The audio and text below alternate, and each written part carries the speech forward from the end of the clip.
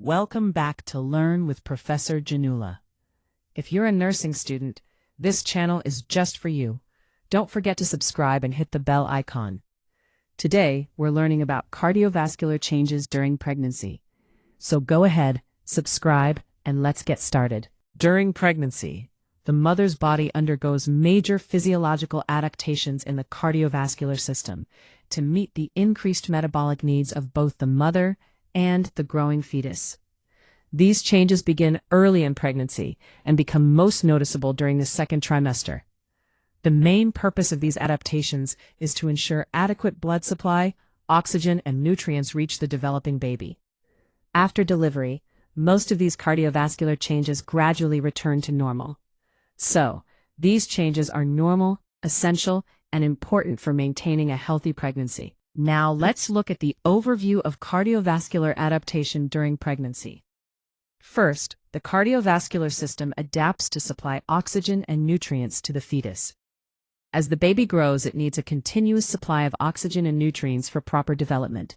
So the mother's heart pumps more blood to support both the mother and the baby. Second, the cardiovascular system helps remove fetal waste products.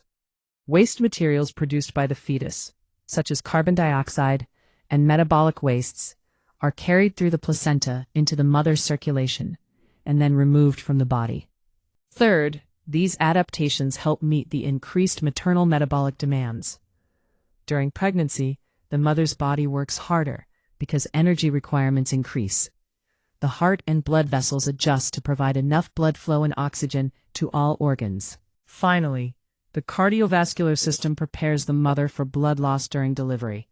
During childbirth, some blood loss is normal, so during pregnancy, the body increases blood volume in advance to help the mother tolerate this blood loss safely. So overall, cardiovascular adaptations are essential to maintain a healthy pregnancy and support both the mother and the developing fetus. Now let's discuss the major cardiovascular changes that occur during pregnancy. One of the most important changes is the increase in total blood volume. During pregnancy, the total blood volume increases by about 30 to 50%. This increase begins early, around 6 to 8 weeks of pregnancy, and reaches its peak at about 32 to 34 weeks.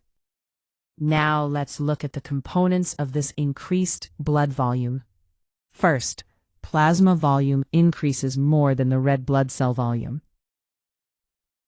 Plasma volume increases by nearly 50%, while the red blood cell mass increases by about 20 to 30%. Because plasma increases more than red blood cells, the blood becomes slightly diluted. This is called physiological anemia of pregnancy.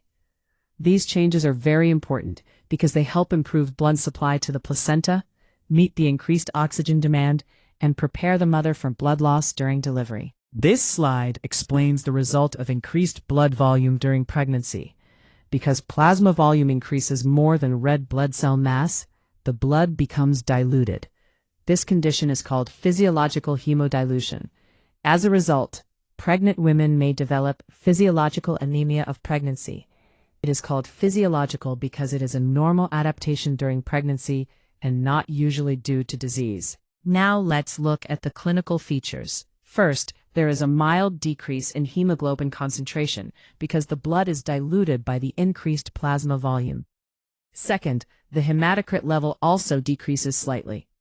Hematocrit refers to the percentage of red blood cells in the blood. These changes help improve circulation to the placenta and protect the mother from the effects of blood loss during childbirth. This slide explains the increase in cardiac output during pregnancy. Cardiac output refers to the amount of blood pumped by the heart in 1 minute. During pregnancy, it increases by about 30 to 50% to meet the needs of the mother and growing fetus. Cardiac output means the amount of blood the heart pumps in 1 minute. It is calculated by multiplying the heart rate by the stroke volume. Heart rate is the number of times the heart beats in 1 minute, and stroke volume is the amount of blood pumped with each heartbeat. The formula is cardiac output equals heart rate into stroke volume. During pregnancy, both stroke volume and heart rate increase, which together raise the cardiac output. These changes begin in the first trimester and usually peak by mid-pregnancy, around the second trimester. The increased cardiac output helps ensure adequate uteroplacental circulation, so the fetus receives enough oxygen and nutrients. It also increases blood flow to the kidneys and skin, improving waste removal, temperature regulation, and overall maternal adaptation during pregnancy. Now let us see the changes in heart rate during pregnancy. During pregnancy, the maternal pulse rate increases by about 10 to 20 beats per minute. This happens because the body's metabolic demand increases.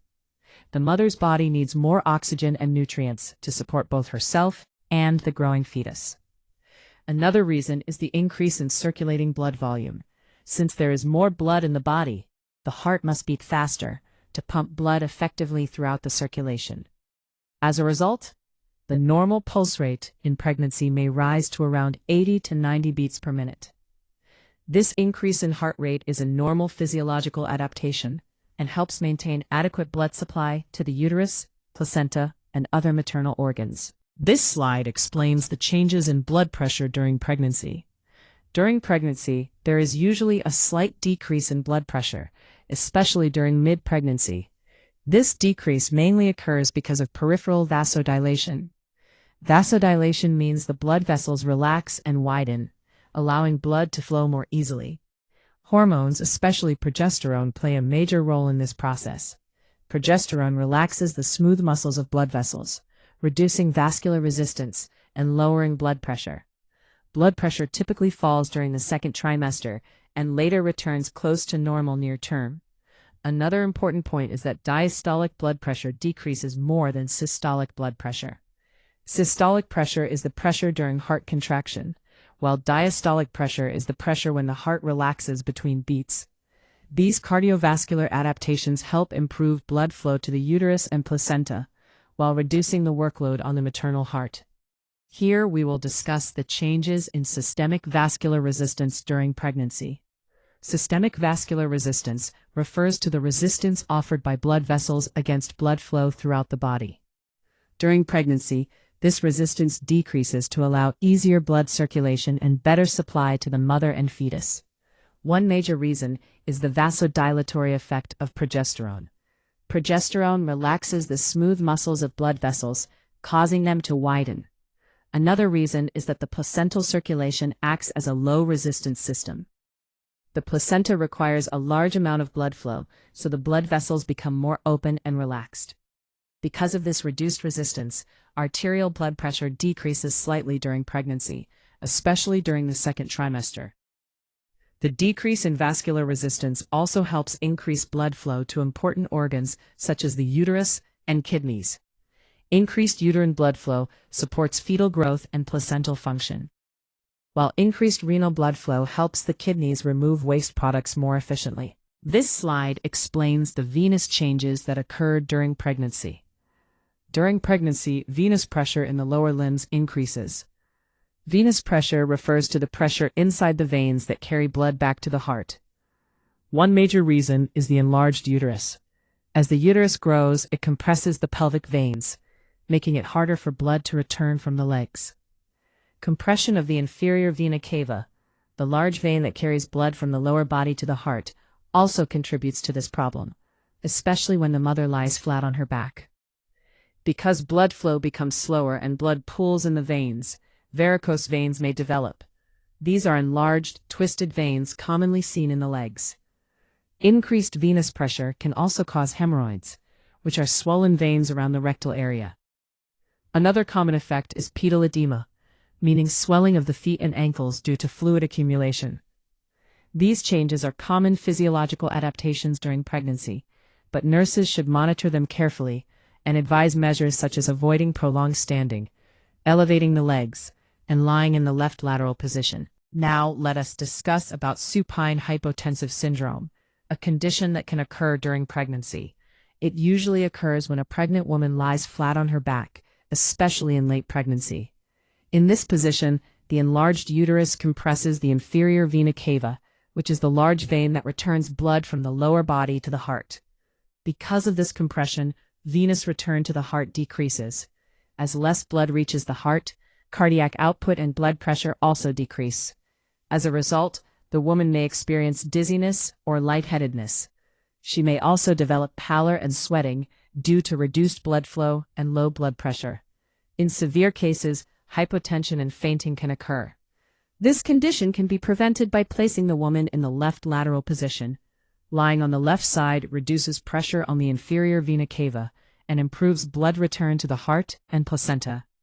This is an important nursing consideration during antenatal care and labor management. This slide explains the changes in heart sounds during pregnancy. During pregnancy, a soft systolic murmur may be heard. A systolic murmur is a gentle sound heard when the heart pumps blood during systole, or contraction. It is usually harmless and occurs because of increased blood flow through the heart. Another common change is that the first heart sound, called S1, becomes louder. This happens due to stronger heart activity and increased blood circulation. Splitting of the second heart sound, known as S2, is also common during pregnancy. This occurs because blood flow through the pulmonary circulation increases, causing slight differences in valve closure timing. Overall, these heart sound changes occur because pregnancy increases blood volume and cardiac output, making blood flow through the heart more forceful. These findings are usually normal physiological adaptations during pregnancy, but healthcare professionals should still assess carefully to distinguish normal changes from pathological heart conditions. This slide explains ECG and heart position changes during pregnancy. During pregnancy, the enlarging uterus pushes the diaphragm upward.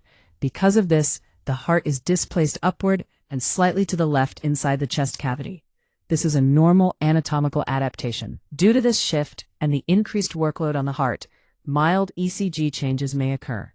These changes are usually temporary and physiological rather than pathological.